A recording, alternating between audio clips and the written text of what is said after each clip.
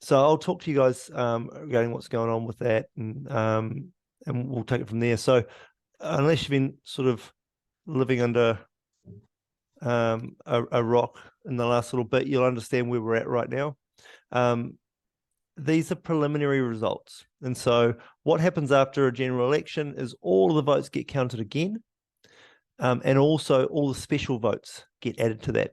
So at the current situation we're at, and that's ready for about another week. เดี๋ยวจะซื้อลูกว่ากำลังเช็คว่าคุณแม่อยู่ไหนเนี่ย So sorry, I've got a little bit of audio coming through. So we're currently with National sitting, obviously, in the driver's seat. They got 39% of the vote, and so 50 seats. They're looking to form a coalition with ACT, who've got 9% of the vote, 11 seats. And the question mark at the present time, obviously, is whether we need Winston or whether we don't.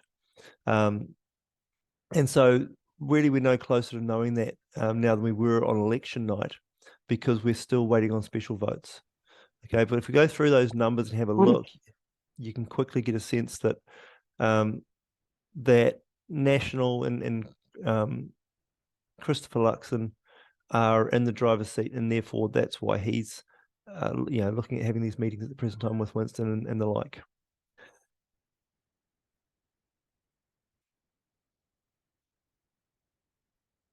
Cool.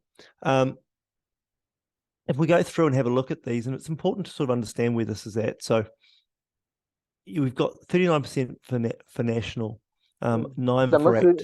แต่เมื่อคืนนี้สบายใช่ไหมไม่ใคร Sorry, I've got some audio coming through. And so we've got less than 50% there potentially. You've got the other vote at 5%. So these are parties like the Women's Rights Party, the Legalised Marijuana Party, and they got 5%. You know, that 5% in New Zealand's political environment right now is actually really, really important, because we have almost a 50-50 split between right and left. And then the did not vote makes up 1 in 5. So if you're in a room of 10 people, okay, have a look about, and 2 of those people didn't choose to vote. And that's a sad situation, but that's where we're at currently in our political sort of discourse in New Zealand. Probably the 10 people you're in a room with are probably all voters, and there's probably other rooms where all 10 people aren't voters. But yeah, that's sort of where we're at. And that 20% of people who didn't even vote makes up a huge proportion, and really ultimately holds that balance of power, but don't exercise it. So we're in a waiting zone, really. We're in a situation where we are on hold until the 3rd of November, and special votes are huge. So people think of special votes as being those who are overseas, and certainly there are a big proportion, so 80,000 people are overseas, but 567,000 special votes are expected to be counted.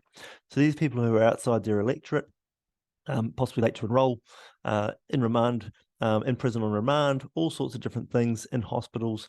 And so they are trying as hard as they can to get it done quickly, but at the moment it's looking like the 3rd of November. And so it is really, really close to call.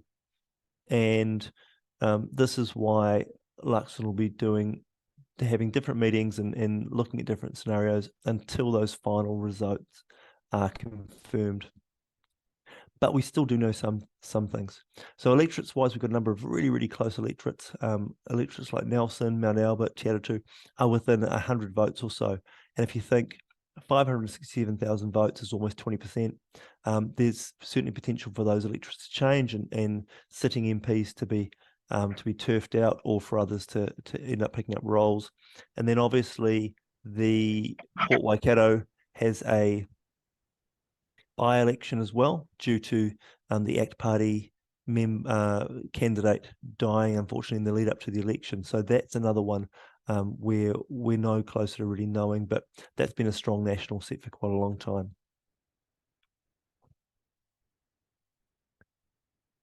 So what we do know is that we're going to end up with National and ACT, or National, ACT and New Zealand First. And so if we look at the property policies of all of those parties, we start to understand exactly where we're at. So two big ones really are interest deductibility and Brightline. I'm sure everybody who's sitting in today is very interested about interest deductibility, or certainly every investor is, and it's probably a worthwhile time for me to stop and talk about my bias. So just so everyone's acutely aware, and I think it's something that we've people should share more often. So I voted ACT, and the reason I voted ACT in my party vote is that I'm at heart a libertarian. I believe in small government. I believe in a low flat tax rate. And certainly looking at my current situation portfolio, something like interest deductibility has a massive impact on me. And so I voted for ACT. And so I wanted to sort of get that out of the way, because in every political discussion, there is always bias. And I was looking this week at research done by Massey University in October of 2022, sorry, so a year ago. And they looked at 320 journalists. So they had a survey go out. And of those 320 journalists, they asked a simple question. On a scale of 1 to 10, on a scale of 0 to 10, where 0 is to the far left and 10 is to the far right, where do you see yourself on a political spectrum? So, and you would answer either 0, 1, 2, 3, all the way through. And what was really interesting from that, so we're talking about journalists in New Zealand, 320, which is a reasonably good sample size for a small place like New Zealand. And the stats came back that 65% saw themselves as being left, 23% saw themselves as being centre, and 12% saw themselves as being right. So a much smaller proportion of the media leans towards the right, and a much, much larger proportion leans towards the left. This is something that I've sort of been aware of for a long time, but your average punter out there doesn't really understand. And therefore, when political discourse especially is being shown and debated in the media, we're always getting a biased view. So what was really interesting in this was that almost 25% of those who answered the survey saw themselves as either being a 0, a 1, or a 2, which means to the far left. Whereas if you compare that with only 12% who saw themselves being to the right, and that was a 6, a 7, an 8, a 9, or a 10. So again, very much skewed toward the left. All right, back into where National ACT and New Zealand First sit in their interest deductibility. And the good news is that all of them support bringing back in interest deductibility on borrowed funds for properties. And I think the most important thing really to understand about where we're at now and where we were is that landlords are no longer seen as public enemy number one, or a menace to society, or people who are effectively causing problems in society by the government. And really that's been where we've been at for the last 6 years, is that the Labour-led government saw property investors, saw landlords as being the enemy. And so put a lot of things in place which made it a lot more difficult. We've now got a government who are a lot more open. So ACT want to get rid of interest deductibility immediately. They want it to be completely gone by their 1st of April. And National are looking at a phasing in of that. So effectively capping it at 50% for this year, and then rolling it back off again, so that we're looking at 25% the following, and then completely gone in 2026 tax year. New Zealand First have said they want to get rid of it, but they haven't put any time frames on. So from that, everybody's really on a similar page. It's just how quickly that gets gone, and really probably that's the biggest impact for current landlords, and for those who are struggling to hold on to properties possibly at the present time, giving them some light at the end of the tunnel. The other one really is that Brightline test, ACT want to do away with it completely. National want to restore it to 2 years, and I think restoring to 2 years makes a lot of sense. If we think, and you guys will be acutely aware of this, you'll know you understand the difference between property investors and traders or flippers. The Brightline test was brought in to make it a lot clearer for traders. And it was brought in initially at 2 years, and it worked. It worked wonderfully well. But politicians got their hands on it and wanted to change it and be seen to be doing something to help the property market, or help perceived to be helping the property market. And really, they just fudge things around their line. So by making it 10 years, all it does is messes with liquidity. And so putting it back to 2 makes it a lot simpler and cleaner. And I think that'll happen reasonably quickly. I don't think you see anybody dragging their feet on that. And the third one really is around foreign investors being able to come back into the market. And that's quite specific, though, in that you're only looking at properties over $2 million. And now I read a wee piece from Matt Harris this week, who you'll be hearing from, I think, tomorrow. And Matt and I both agree this is a positive thing. We're bringing people into the country who have got significant, I suppose, income, assets. You're not competing with first-time buyers if you're only purchasing properties over $2 million. And so we want to be attracting business people. We want to be attracting people with assets and with means into the country. And this is a policy that will do that without making it more difficult for your average Kiwi to enter the property market. So I see that as being a positive.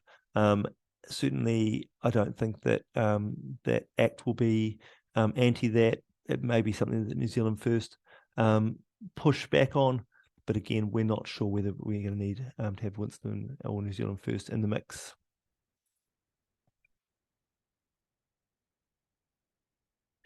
Cool. So as I mentioned earlier, what we got to understand is that currently, after our preliminary results, and really probably going forward, we're fairly evenly divided.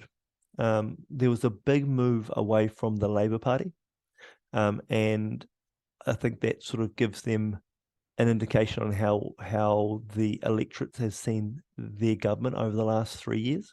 Obviously, Jacinda is gone and was notably absent during the election campaign. And you've got to remember back 3 years ago, Labor swept in on the back of probably a lot of COVID fear, but 50% of New Zealanders voted for the Labor Party, and they're down now at somewhere around about a quarter. So they've lost almost half the people who voted for them last time. But it hasn't been that they've lost them in one place. Certainly there's been a big move towards National, but there's also been a pickup of the Greens. The Green Party won Auckland Central. They won Wellington Central. Obviously, the Maori Party picked up certain electorates where Labour had been strong previously. And in the last government and in the last round, New Zealand First was nowhere to be seen. Again, a lot of that was around how COVID impacted the election and the fact that Winston wasn't able to get out into his sort of stronghold of running community meetings. But this time, Winston's managed to garner 6.5%. So previously, New Zealand First fell below that 5% threshold. So it's been a scattergun away from Labour. And what it really means, I suppose, is that the government who's come in, or the government who's going to form, haven't got a hugely strong mandate to push through any of their more radical or more, not radical is not the right word, but things that maybe aren't central. And so we are in a really central political situation right now. I think that you'll see the current government want to not rock the boat. I think certainly it'll be business as usual, although they'll be tinkering around the sides. And so one of the things that ACT is sort of promised or pushed on has been around looking at government spending and inefficiencies and hoping to tidy that up. And so certainly we've seen a massive growth of government and bureaucracy under the government we had over the last 6 years. So there's been a significant number of people employed by government, and a lot of our government departments are bursting at the seams with people, if not efficiency. So the huge hire hasn't necessarily made our government departments any more efficient, and I think you'll see a hiring freeze, but I don't see that there'll be a massive political shake-up in the next little while. Part of that is that Luxon still has to prove himself to the populace to be the Prime Minister. Some people hope that he will be. Cool. But what we do know also is that there are some things that aren't going to be the case. And certainly one of those, and one that I'm very happy about, is that this is a job. Probably Adrian Orr as well. Adrian Orr is the current governor of the Reserve Bank.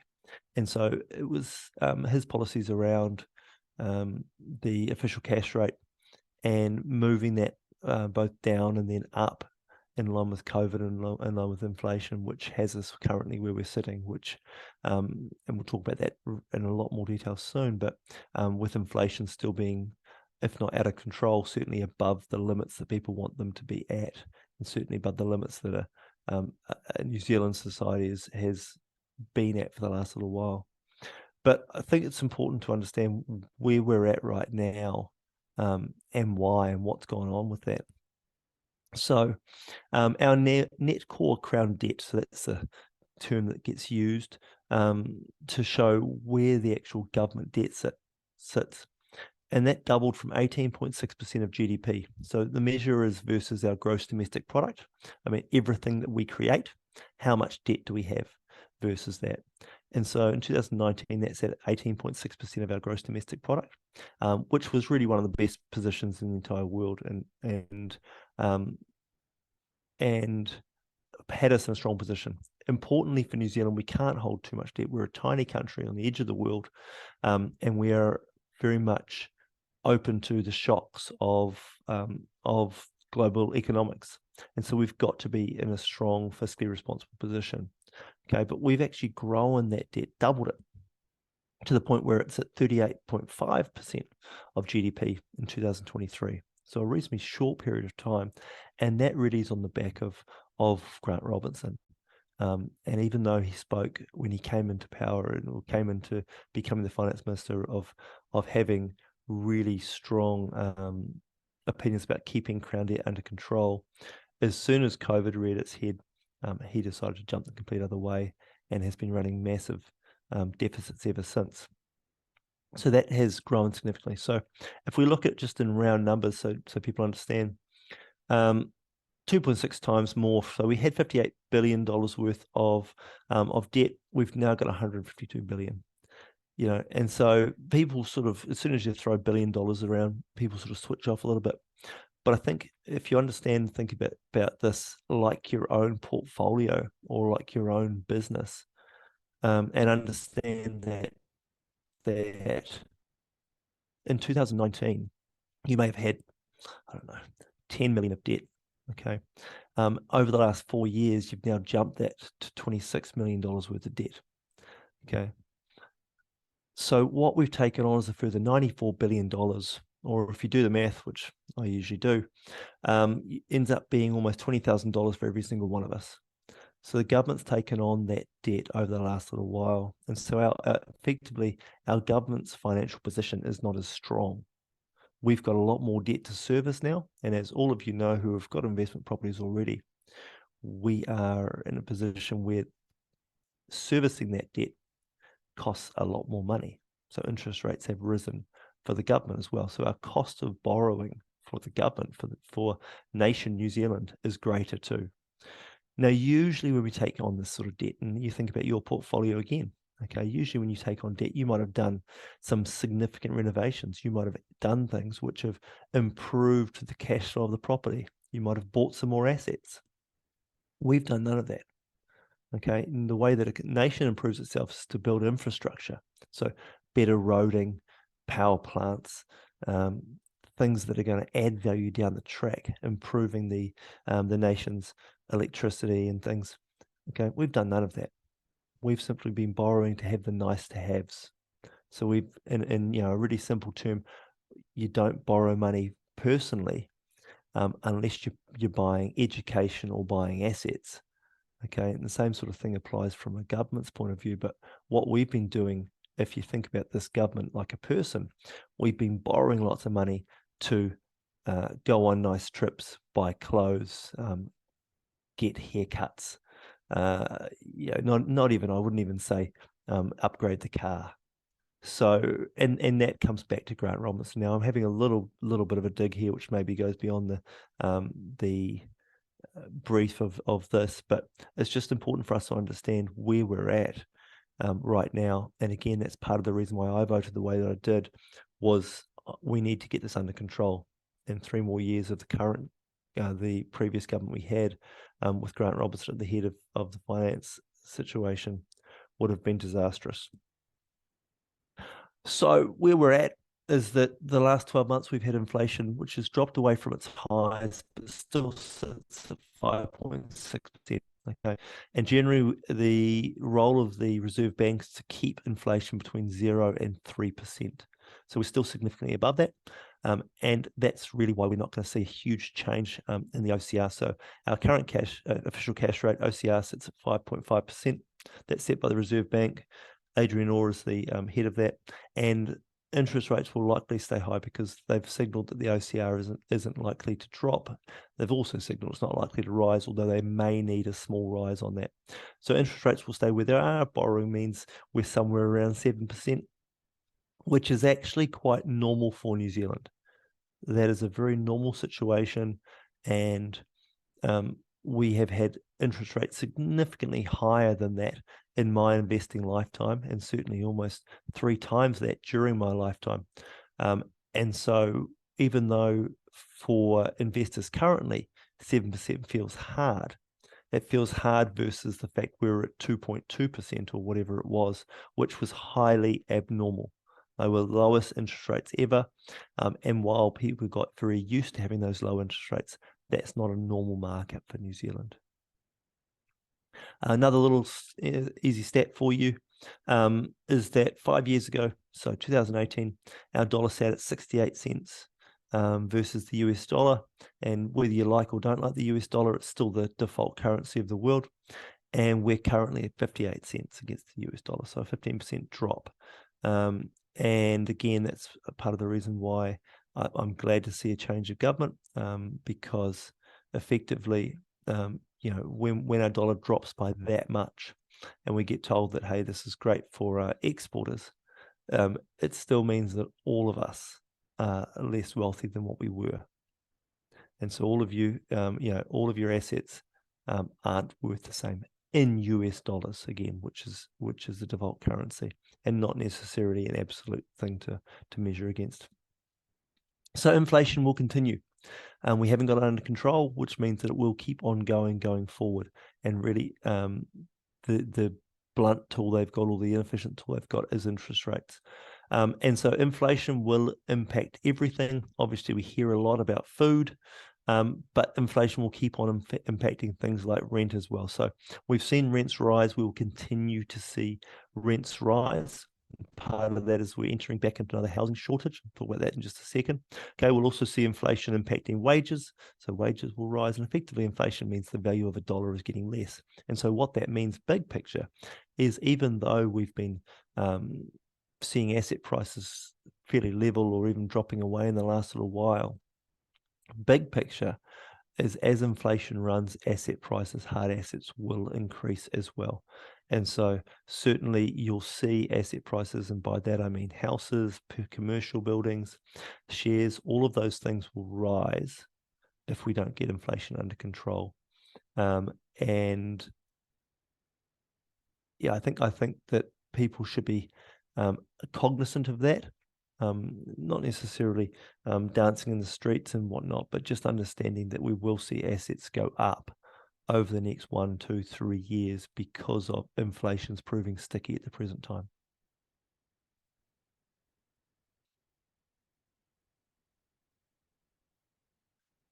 Cool. So moving along, and this is a really key thing for people to understand from New Zealand's point of view.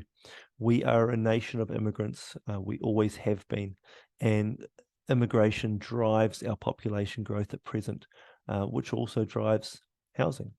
So we had a net migration gain of 96,000 people in the 2023 June year. Okay, so that is a massive number, the highest on record. And the question mark is that a blip or is that a trend? Obviously, post-COVID, we had a period there where people couldn't get in, couldn't get out, couldn't leave their homes for a time. And so we've seen a big bounce in those migration numbers. So, 208,000 migrant arrivals in the year was also the highest number as well. So a number of people leaving as well, but the net gain was over 96,000 people. So those 96,000 people obviously all need to live somewhere. Very, very simple. But in the short term, people arriving may choose to live in a hotel or a motel, or they might choose a bit Airbnb for a little bit longer. But at some point, if they're staying here, getting a job and settling in, they're going to need somewhere to live. Okay. Most immigrants begin as renters and then become buyers after a period of 5 years. Now, it's a very overly simplistic statement, but it's the general trend. Some obviously will have the means to buy property immediately, but a lot won't. So what I'm pointing to is that those high immigrant numbers mean that there is further pressure on the rental market. And if we look at that in conjunction with where interest rates are at, it's the fact that the jump in interest rates and the move away from cheap money to averagely expensive money means that developers have left the market in droves over the last 24 months.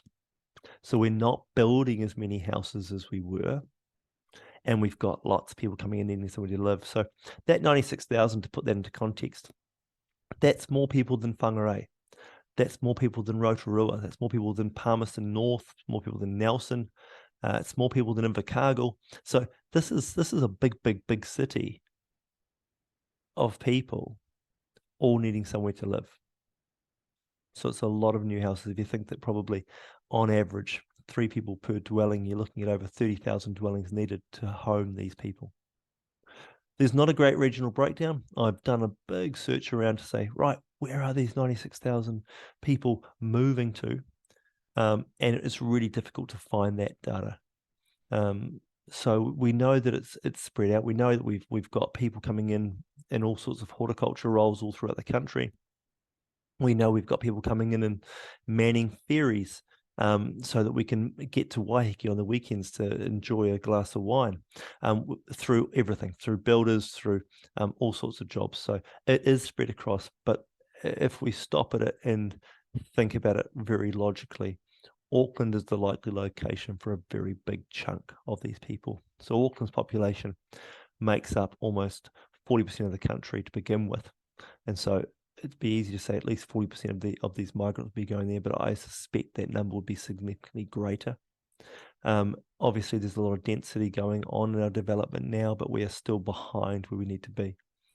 And so that will put pressure on the rental market. And what that means, obviously, for you investors is that rents will continue to rise.